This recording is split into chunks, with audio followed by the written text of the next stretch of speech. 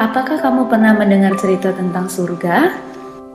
Surga adalah tempat yang indah, tempat yang menyenangkan. Tuhan ada di surga dan Tuhan ingin kita semua pergi ke surga suatu hari nanti. Tentunya kamu ingin masuk surga, bukan? Bolehkah saya bertanya? Apakah kamu yakin pasti masuk surga? Apakah alasan Tuhan mengizinkan kamu masuk ke surga? Banyak orang berkata, kita harus taat kepada orang tua, rajin beribadah, rajin berdoa, rajin berbuat baik, dan lain sebagainya. Tapi harus baik apa? Saya punya kabar baik untukmu. Ini kabar baiknya, surga adalah hadiah gratis dari Allah. Namanya hadiah, tentu kita tidak perlu membayar. Surga tidak didapat karena kita berbuat sesuatu, seperti rajin membaca kitab suci, rajin belajar, rajin berdoa, atau rajin melakukan perintah Allah yang lain. Surga juga tidak didapat karena kita layak atau pantas menerimanya. Seperti misalnya kita jadi anak yang pintar, anak yang rajin, kita tidak nakal, suaranya bagus, selalu juara di sekolah. Tapi sekalipun surga adalah hadiah gratis, semua orang tidak dapat masuk surga karena ada yang menghalangi, yaitu dosa. Kita semua adalah orang-orang yang berdosa. Dosa itu seperti kalau kita tidak taat kepada perintah Tuhan, kita marah-marah, bertengkar, menyontek di sekolah, berbohong, berkata-kata kotor, berpikiran jelek, malas, dan lain sebagainya. Dosa juga kalau kita tahu yang baik tapi tidak mau melakukan, seperti membantu orang tua, beribadah, berdoa, taat kepada orang tua, tapi kita tidak lakukan, itu adalah dosa. Dosa sudah mengikat hidup kita, sehingga kita cenderung untuk berbuat dosa. Kalau kita terus berbuat dosa, maka dosa kita akan sangat banyak. Nah, dengan dosa yang banyak seperti ini, kita tidak dapat menyelamatkan diri kita sendiri untuk masuk surga. Kita seperti orang yang tenggelam dalam lumpur hisap. Tidak mungkin kita menarik rambut kita untuk mengangkat diri kita, bukan? Nah, kita juga seperti itu. Kita tidak bisa menyelamatkan diri kita sendiri untuk masuk surga. Mungkin kita berpikir, kalau saya banyak berbuat baik, nanti ditimbang dosa dan perbuatan baik saya, sehingga saya bisa masuk surga. Tetapi itu tidak mungkin. Mengapa? Karena untuk masuk surga kita harus sempurna. Artinya tidak ada dosa satupun yang kita lakukan dalam hidup kita. Tidak mungkin kita menyajikan kue dari gula, mentega, tepung, dan 9 telur yang baik, tetapi sudah tercampur dengan 1 telur yang busuk. Kenapa? Karena 1 telur yang busuk itu sudah mencemari semua adonan yang baik. Itu sama seperti dosa kita. Sekalipun kita banyak berbuat baik, tapi kalau ada 1 dosa yang kita lakukan, itu sudah membuat kita tidak sempurna, sehingga tidak bisa masuk surga. Tapi Allah bisa menyelamatkan kita. Mari kita melihat cara Allah. Kita harus mengerti, Allah tidak seperti kakek yang baik, yang hanya mengasihi tetapi tidak menghukum kita yang berdosa. Allah juga bukan seperti polisi yang adil, yang hanya menghukum dan tidak mengasihi kita yang berdosa. Yang benar, Allah kita adalah kasih sekaligus adil. Allah yang kasih, Dia tidak ingin menghukum kita sekalipun dosa kita banyak. Tapi Allah yang adil harus menghukum kita sekalipun dosa kita hanya 1. Nah, inilah hukuman orang yang berdosa, yaitu disiksa selama-lamanya di dalam neraka. Apakah kamu melihat ada masalah di sini? Tadi Allah kasih tidak ingin menghukum, tapi Allah yang adil harus menghukum. Bagaimana kasih dan keadilan Allah ini bisa bertemu? Ada sebuah cerita yang akan menolong kita untuk mengerti bagaimana kasih dan keadilan Allah bertemu. Ada seorang pemimpin yang sangat bijaksana yang bernama Syamila. Dia mau membebaskan rakyat dari pemerintahan yang kejam. Tiba-tiba suatu kali prajuritnya datang melapor bahwa ada yang mencuri bahan makanan mereka. Syamila menjadi marah, lalu dia memerintahkan bahwa siapapun yang mencuri dan tertangkap akan dihukum 50 kali cambukan di muka umum. Ternyata ada yang mencuri dan pencurinya tertangkap. Tapi yang mengejutkan Jenderal Syamila, yang mencuri ternyata adalah ibunya sendiri. Syamila bingung apa yang harus dia lakukan, karena tentu dia sangat sayang kepada ibunya. Tetapi sebagai pemimpin, dia harus menjalankan keadilan, yaitu menghukum orang yang sudah melakukan kesalahan. Tetapi karena Syamila adalah pemimpin yang sangat bijaksana, dia melakukan sesuatu yang mengejutkan semua orang.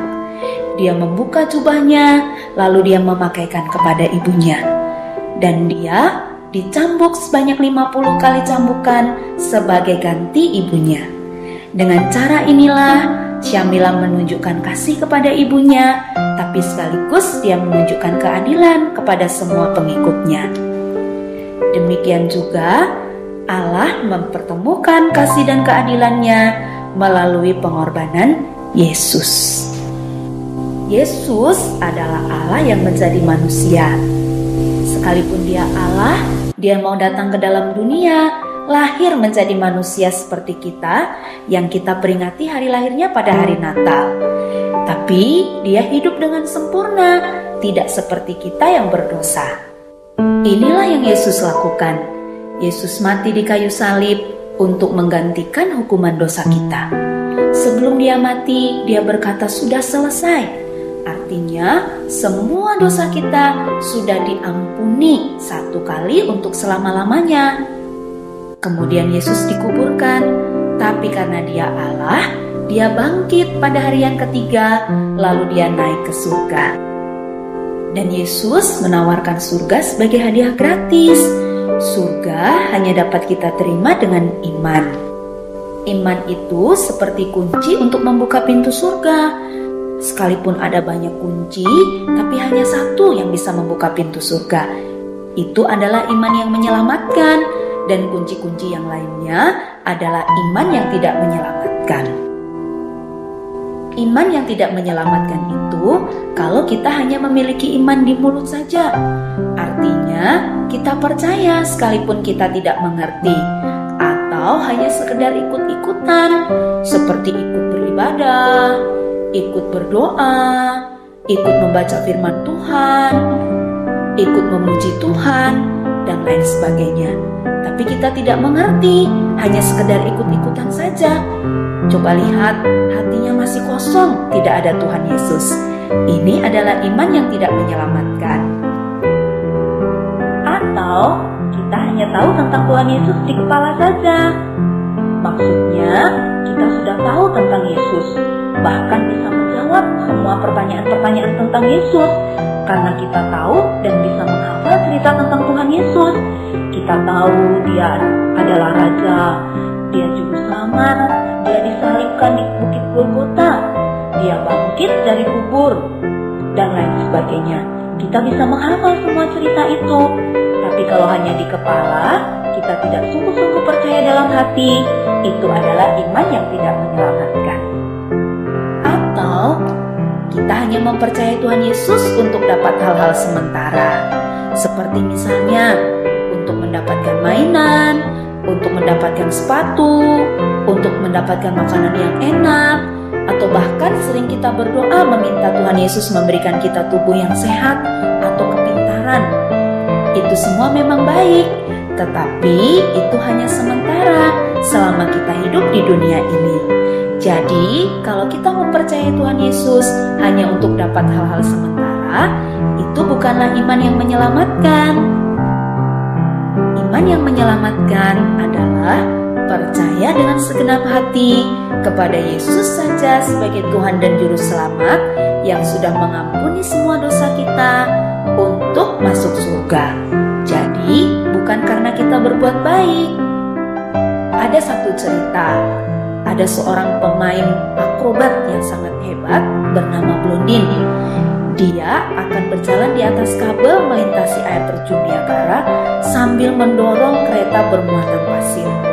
Ketika Blondin berhasil, semua penonton bersorak-sorai.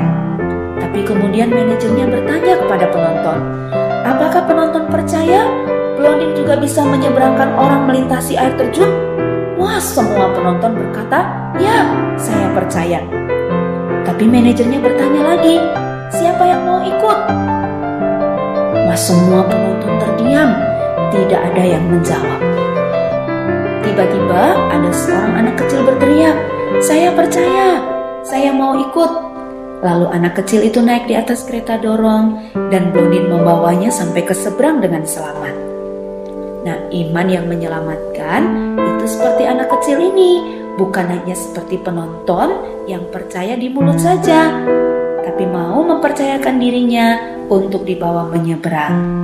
Jadi, iman yang menyelamatkan adalah kita mempercayai Tuhan Yesus dengan segenap hati sebagai Tuhan dan Juru Selamat yang sudah mengampuni semua dosa kita dan membawa kita masuk ke surga. Apakah kamu sudah mengerti bagaimana bisa masuk surga? Kalau kamu sudah mengerti, apakah kamu mau menerima hadiah gratis yaitu surga? Ini caranya. Kamu percaya kepada Yesus yang sudah mengampuni semua dosamu dan membawamu masuk ke surga, bukan karena kamu berbuat baik. Dan kamu mau menerima Yesus sebagai Tuhan dan Juru Selamat dalam hati, bukan hanya di mulut atau di kepala saja. Kamu juga harus bertobat, artinya meninggalkan semua dosa dan taat kepada Yesus saja. Kalau ini yang kamu inginkan, kamu bisa berdoa bersama-sama. Mari kita berdoa bersama untuk menerima Yesus.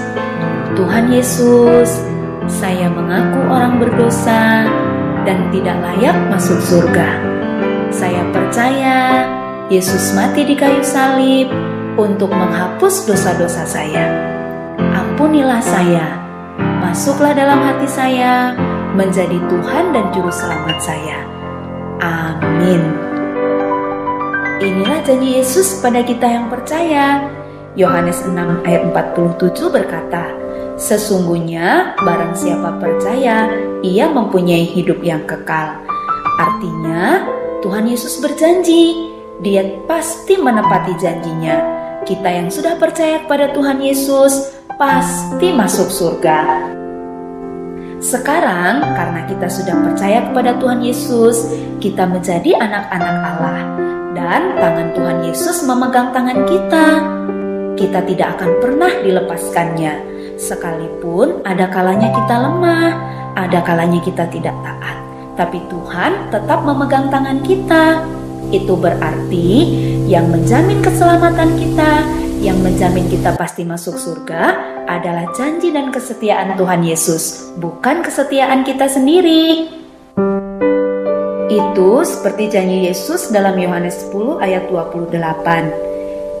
Aku memberikan hidup yang kekal kepada mereka, dan mereka pasti tidak akan binasa sampai selama-lamanya, dan seorang pun tidak akan merebut mereka dari tanganku. Ini janji Tuhan Yesus kepada kita.